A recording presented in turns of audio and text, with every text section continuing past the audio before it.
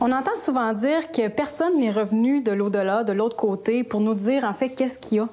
J'aimerais ça vous entendre à ce sujet-là. Oui, mais écoute, Valérie, on dit ça, mais pour de vrai, c'est pas juste. Parce que celui qui avait le plus de crédibilité, Jésus, le Christ, le Fils de Dieu, Dieu fait homme, lui est venu, il est vécu avec nous autres, il est mort, il est ressuscité et il nous a parlé, il a laissé tout un message. Fait que c'est pas tout à fait juste de dire qu'il y en a aucun qui sont revenus, c'est pas vrai?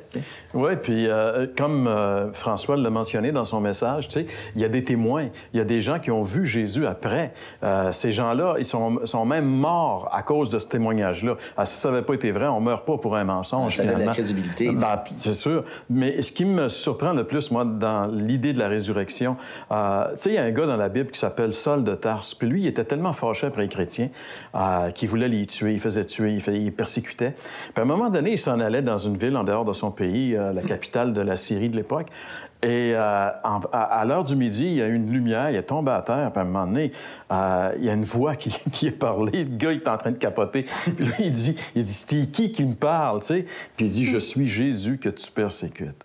Ce gars-là était sûr que Jésus était mort, tu sais. Ouais. Puis il était tellement sûr qu'il était mort qu'il voulait persécuter ceux qui se réclamaient de son nom. Mais à un moment donné, dans sa vie, il a réalisé qu'il était bien vivant.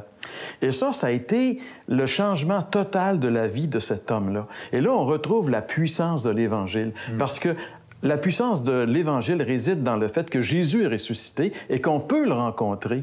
Et quand on le rencontre, notre vie devient complètement transformée. Ça a été vrai pour l'apôtre Paul, ça a été vrai pour le témoignage qu'on a entendu et ceux qu'on entend à toutes nos émissions. Puis je pense que chacun d'entre nous ici, on aurait aussi un témoignage pour dire que quelque part dans notre vie, on a rencontré le Christ ressuscité et ça a eu un impact dans notre vie. Ça a complètement changé notre vie.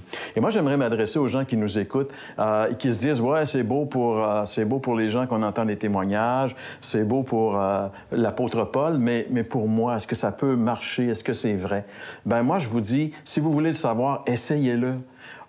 Et vous pouvez l'essayer dès maintenant. Vous savez, le Christ, il est vivant. Il peut entrer dans votre vie, puis il peut transformer votre vie. Il peut donner un sens à votre vie. Parce que sans lui, la vie n'a aucun sens. On existe, mais on ne sait même pas où on va, on ne sait même pas pourquoi l'on vit. Et le Christ est le seul qui peut donner un sens à notre vie. Et peut-être vous vous dites, oui, mais comment ça peut arriver? Comment est-ce que c'est possible que moi, je peux rencontrer le Christ vivant, s'il est vrai qu'il est ressuscité? Bien, je vais vous proposer quelque chose aujourd'hui. D'abord, vous devez réaliser que vous êtes un pécheur. La Bible dit que tous ont péché et sont privés de la gloire de Dieu. Et que Jésus est venu pour chercher et sauver ce qui est perdu. Donc, tant et aussi longtemps qu'on croit qu'on est correct, c'est sûr qu'on n'a pas besoin de lui.